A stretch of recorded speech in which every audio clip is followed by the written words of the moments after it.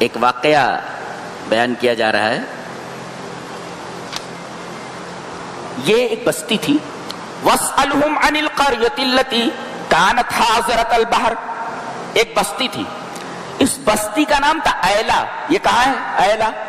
یہ مدین اور تور کے درمیان میں ہے.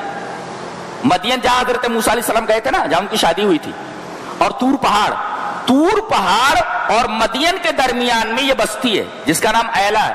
اور یہ بالکل ساحل سمندر پہ تھی. کانت حاضرۃ البحر، بالکل سمندر کے کنارے تھی. اور ابن زید نے کہا کہ اس بستی کا نام مقنا تھا. میم قاف نون الف، مقنا. یہ کدھر ہے؟ یہ مدین اور ایدونی ایک علاقہ ہے.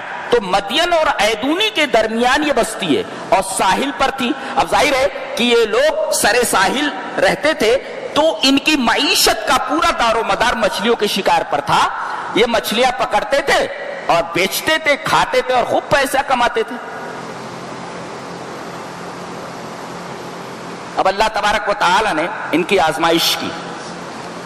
کہا کہ ٹھیک ہے، تم 6 دن کماؤ، مچھلیاں پکڑو، کام کرو، مگر ایک دن سنیچر کا دن اللہ کی عبادت کے لیے مخصوص کر لو. کہا ٹھیک ہے، اس میں کون سی بڑی بات ہے. اب 6 دن جب شکار کے لیے جاتے، اللہ تبارک تعالیٰ آزماتا ضرور ہے تاکہ دیکھے کہ تمہارا ایمان کس درجے کا ہے. 6 دن مچھلیاں ساحل سے اس طرح غائب ہو جاتی جیسے گدھے کے سر سے سینگ، کہ پتہ ہی نہیں چلتا تھا مچھلیاں گئی کہاں. جال وال لے کر جاتے تھے اور مایوس ہو کر کے واپس لوٹ آتے تھے. اب دیکھو مصیبت آئی، انہیں کیا کرنا چاہیے تھا؟ پہلے کما رہے تھے تو نعمت پر شکر ادا کرنا چاہیے تھا نا. اب یہ مصیبت آئی تو صبر کرنا چاہیے تھا، لیکن صبر نہیں کر سکے. اس لیے کہ جب 7ویں دن، جس دن یہ شکار کرنا منع تھا، عبادت کا دن تھا، یوم السبت، سنیچر کا دن، اس دن مچھلیاں بالکل سرے ساحل سے لوٹتی رہتی تھی. ایک بڑی بڑی مچھلی، وہ دیکھتے دیکھتے ان کی زبانیں تر ہو جاتی تھیں تھوک سے اور منہ میں پانی بھر آتا تھا. اتنی بڑی بڑی مچھلیاں. صبر نہیں کر سکے. انہوں نے ڈائریکٹ مچھلیاں نہیں پکڑی، ہیلا اختیار کیا. کیا؟ انہوں نے وہاں سے نالا بنا کر کے بڑے بڑے ہاؤس بنا دیے. اب وہ مچھلیاں ساحل پر جب آتی تو ان کے بنائے ہوئے نالوں سے ہو کر کے ان کے گڑھوں میں آ جاتی. یہ کیا کرتے تھے؟ نالے کو بند کر دیتے تھے تاکہ مچھلیاں ان گڑھوں سے واپس سمندر میں نہ جا سکے. اللہ اکبر، یہ ہیلا اختیار کیا انہوں نے. تو اب اس بستی میں 3 قسم کے لوگ ہو گئے، 3 فرقے. فرقۃ اسد، ایک فرقہ جس نے نافرمانی کی، وہ فرقۃ نہت، اور ایک فرقہ جس نے منع کیا، اور وہ فرقۃ سکتت، اور ایک فرقہ ایک گروہ چپ رہا. یہ 3 فرقے یاد رہیں گے. فرقۃ اسد، اللہ کی نافرمانی کی، اور فرقۃ نہت، انہوں نے روکا، اور فرقۃ سکتت، خاموش رہے. وہ اسد، نہت، سکتت، یہ 3 فرقے ہو گئے. یہ ہیلے سے مچھلیاں پکڑنے والے. کچھ دن تک انہوں نے ہیلے کیے، لیکن پھر اس کے بعد اللہ کا خوف دلوں سے نکل گیا اور یہ علل اعلان مچھلیاں پکڑنے لگے. سنیچر کے دن لوگوں نے منع کیا.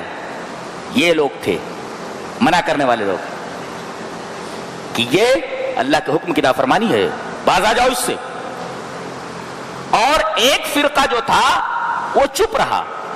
وہ نہ تو مچھلی پکڑنے کے لیے گیا، نافرمانی نہیں کی، اور نہ روکا نہ نافرمانی کی. تو ایک ہے نافرمانی کرنے والے، اور ایک ہے منع کرنے والے، اور ایک ہے چپ رہنے والے.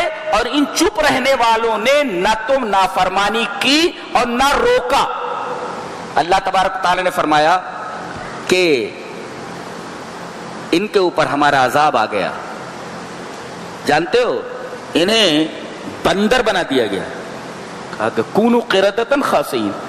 اب یہ بیچارے جو نیک لوگ تھے منع کرنے والے، یہ صبح عبادت وغیرہ کے لیے نکلے تو دیکھا کہ کوئی آدمی اپنے گھروں سے باہر نہیں نکل رہا ہے، دروازے بند ہیں اور کچھ خو خو کی آوازیں آ رہی ہیں.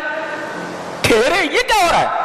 کوئی آدمی جال وال لے کر کے باہر نہیں نکل رہا ہے، یہ تو مچھلیاں پکڑنے کا وقت ہے.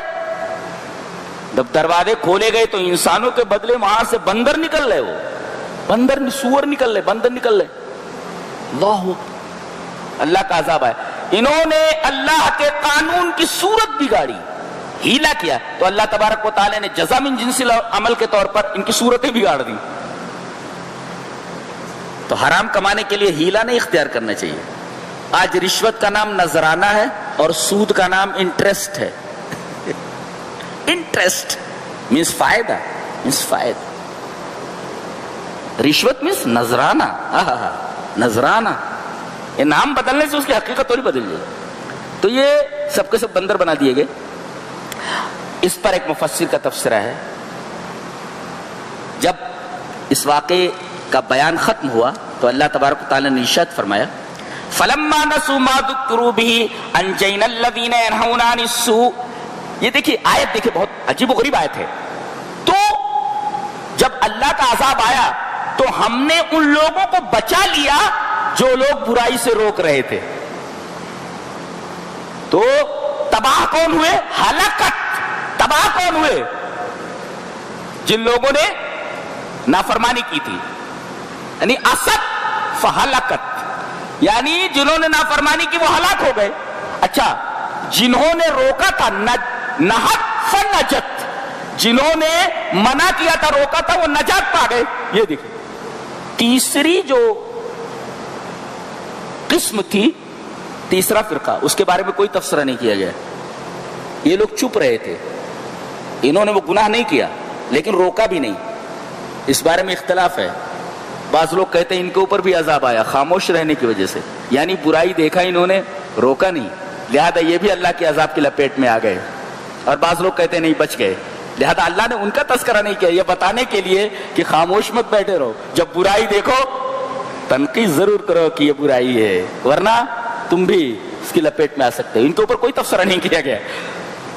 انجینا الذین ینہون عن السوء واخذنا الذین ظلموا بعذاب بئیس بما كانوا یفسقون فلما اتوا عما نهوا عنہ قلنا لهم كونوا قردة خاسئین. جب عذاب آیا تو اس شکل میں آیا کہ تم ذلیل بندر بن جاؤ.